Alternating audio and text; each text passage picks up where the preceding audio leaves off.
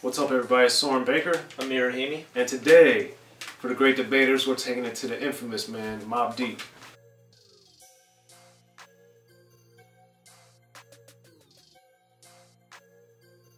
Alright, Amir, so today's episode, we're talking about Mobb Deep, the infamous. This is their second album. It came out in '95. And this is also my favorite album that came out in 1995. What? So, yeah, this is my favorite. How did I not know this? This is my favorite album that came out in 1995. So, I love this album on so many levels. And we're going to do a best albums on this with an artist, so get ready for that. But, I'm just in love with this album, man. It's so amazing on so many levels. But, for our debate today, we're going to talk about two of the biggest songs and see which one is the better song, in our opinion. Shook One Part 2 and then Survival of the Fittest. So let's start off with Shook One's Part 2 because, as we discussed on our grand finale, great debaters that we just ran with the D.O.C, it's interesting to me that this song was so big and so popular and they put it toward the end of the album. Like, I kept waiting, like, where's the song? I know, right? But Shook One's Part 2, man. Amir, break it down. Okay, first off, I've had so many conversations with this guy. I'm shocked we've never even talked about The Infamous before. I don't know why. Okay. The fact that it's your favorite album, 1995, now I'm like running through. We're going to have a conversation on this video and maybe debate about what my favorite album, 1995 is. Which it might be. I'm just off the top of my head, I'm looking at my wall and I see Only Go for Cuban Links. And that one's very special to me too. But that's a good one. Woof. But Infamous is better. Speaking of which, before we hop into Shook One's Part 2, I wanted to know, so you were obviously growing up and listening to this music. I'm kind of listening to it as it's been out for quite some time now. Juvenile Hell came out in '93, and I'm sure you've heard that when it came out. I wanted to know, when you hearing this, and they're 19, as they say in Shook One's Part 2, I'm only 19, my mind is older. They're really young. Juvenile Hell, was this a dramatic departure from Juvenile Hell, or was it something that you weren't expecting after hearing that debut album? Because this is... I wasn't expecting it at all. I didn't really care for the album.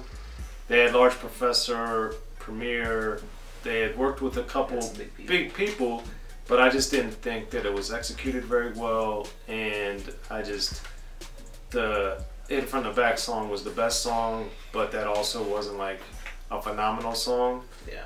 But I just didn't think that it showed or even hinted at the promise that Mobb Deep had that we get on the Infamous. And they took, you know, much more control over their own music by producing almost the entire album, by being hands-on in that way. And then I think also lyrically, thematically, everything just went up, got ratcheted up 100%. So I don't understand or know. I talked to Havoc and Prodigy about this when I interviewed them, and they just said that they just got better and focused on things differently. But and older too. It's just like a light years quantum leap that I was not expecting at all. Because to have, you know, they switched labels from 4th and Broadway, going to Loud Records, and they took over more control of the music, and clearly it paid off. So funny you say that they took more control of the music, because on Shook One's Part 2, an interesting thing is that it's censored. Right. Which I found out kind of recently, and I was kind of shocked because it's probably the most hardcore censored song I've heard. There's a couple mentions of the N-word here and there, but they bleep them out, even though you can tell where they were supposed to be in the song. Dude, this song is, when I think of, not just the song, this song and Survival of the Fittest and most of the album, when you think of, you know, the hardcore, the street, the gritty, you know, quote unquote, these things that people define the 90s, particularly the New York rap, this is perfectly in that category, as well as, you know, the New York State of Minds, the Gimme the Loots, the Black Moon as well, and people like that. This song is something special. So Shook One's Part 2, which is Part 2, not Part 1, which a lot of people don't even know about Part 1. The 19 older line I love, because you have to think about it. These people were when I was 19, I wasn't talking about or seeing anything like this. Right. The rock you in your face, have your brain with a nose bone. I was just like, dude, come on, who is this guy? And this is one of those things that I don't know Havoc, I don't know Prodigy, but I don't even want to go to New York, because if I see these guys, I might like be, you know, shook, quote unquote. It's crazy. And Havoc, dude, like his verse, I thought is so great on this song too. I don't know, man. The chorus, Shook One's part too, bro. What do you think about it? Man, like I said, this is one of the reasons why this is my favorite album of '95, because this song is so stellar. Sonically, I really like the beat because it had this eerie somberness to it that, you know, we had heard, I think, with Wu-Tang, with Nas, and then Mobb Deep, I think. Even though RZA obviously produced the Wu-Tang stuff, I think the Mobb Deep, because there's only two of them, I think it felt more personal to Havoc and Prodigy, and they were meshed more with the sound, because the Wu-Tang, because there's so many personalities and so much going on in every song, in a good way, I just thought this one was just, it just hit me so hard, man. I was like, this is astonishing. And I think that, you know, the brain with the nose bone, that's like one of the more dramatic lines. Gunshots will make you levitate as well, of course. Yeah. So, you know, Prodigy just coming in the way that he did, it was so astonishing to me. And then Havoc, every rhyme I write is 25 to life. It's, you know, a great way. And the fact that there's only two verses, you know, in a very different way, but like Nice and Smooth, most of their songs was just one each. I like the fact that they didn't stick to what was becoming more of a formula of having the three verses. Yeah. They just did the two, and the songs are phenomenal.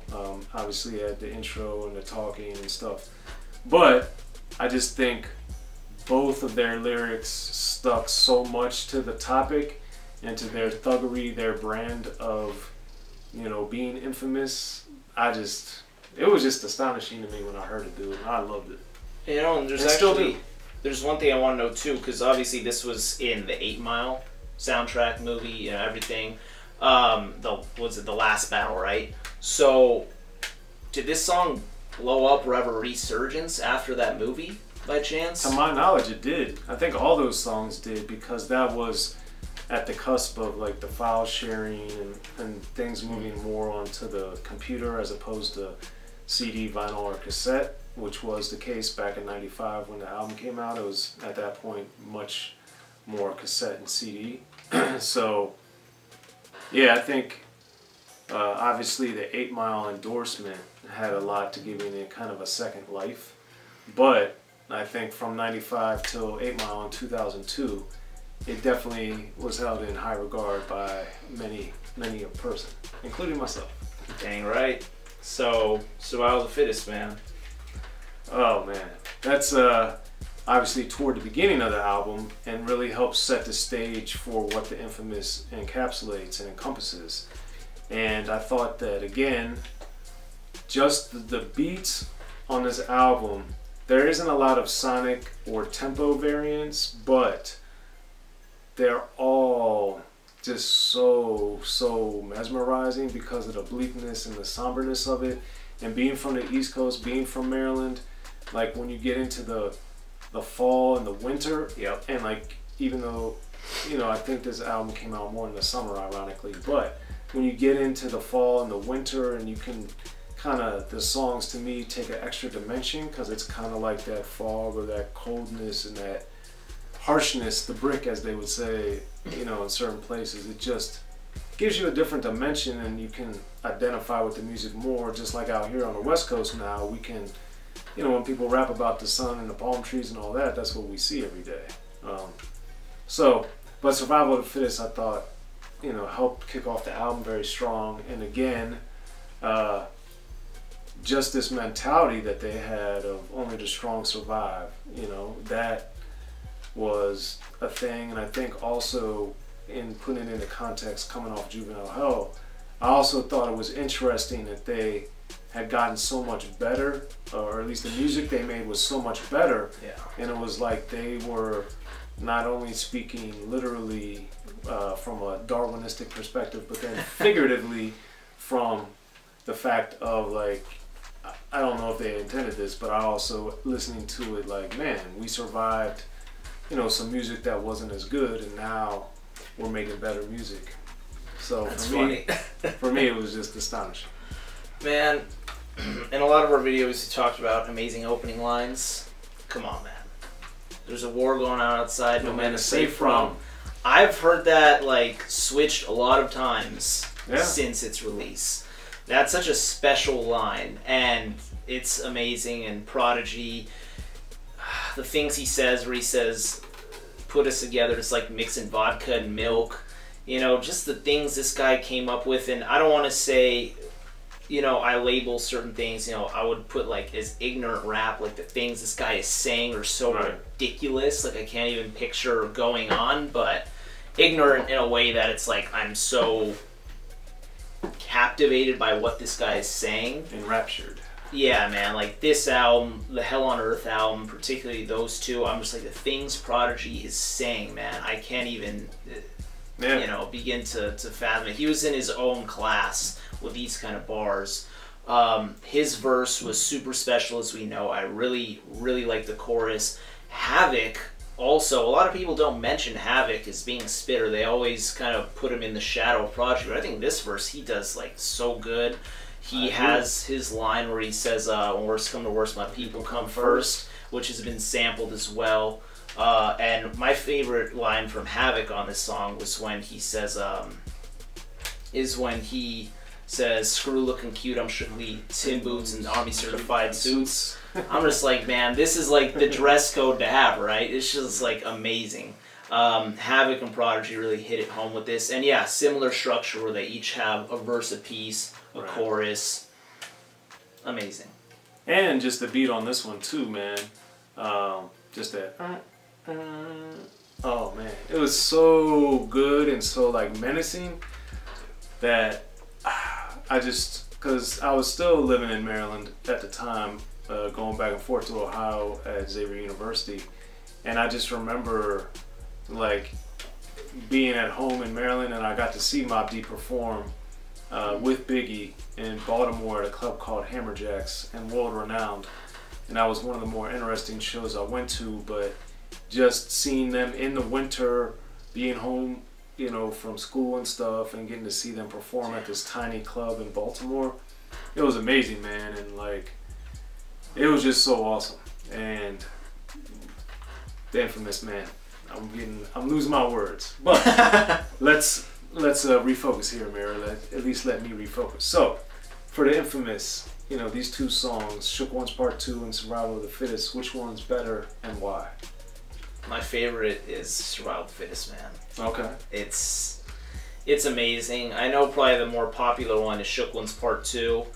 Survival of the Fittest is just so good, and Shook Ones Part 2 is obviously so good too. Survival of the Fittest is more my cup of tea, I would say. Okay. Yeah, man. And shout out to Big L for also shouting out Shook Ones Part 2 and his amazing song Ebonics, because I forgot to mention that. Well, I was going to say, Shook Ones Part 2 is my favorite, so I'm riding with Big L. But, as I often do, because he's great. He's amazing. But I just think Shook Ones Part 2, man, it's the lyrics on there, the way that Prodigy in particular describes the violence that he's going to inflict upon you and or others and or his enemies, I think is remarkable. I also think both the beats are phenomenal. This beat I think I like a little more because there's a little more to it, or it's a little more, I think, even menacing. It's hard to pick but these two, but they're both so good. So that's what I think. That's what Amir thinks. We don't agree on this one, but what about y'all, man? Hit us up. Let us know which Mobb Deep song you think is better, Shook Ones Part 2 or Survival of the Fittest. They're both off Mobb Deep, the Infamous, out in 1995 on Loud Records. Pick them up. I'm Soren Baker. Amir, Rahimi. And be sure to like, subscribe, watch Unique Access and Rappin' and Snackin'. We'll catch you next time on The Great Debaters. Be sure to check out the History of Gangster Rap by Soren Baker. He's official. History of Gangster Rap features exclusive interviews with Ice-T, Snoop Dogg, MC Ren, the D.O.C, and dozens of others. The History of Gangster Rap, a definitive look at how Los Angeles changed rap forever. In Los Angeles, the streets definitely set the tone of the hip-hop music. At 19, I got a $50,000 car. My whole angle always was, I'll be street, but I will always tell you the horrors that go along with this life. There will be penalties and casualties for just wearing the wrong color in somebody's neighborhood. And once gangster rap made it from the streets to the TV, the genre exploded.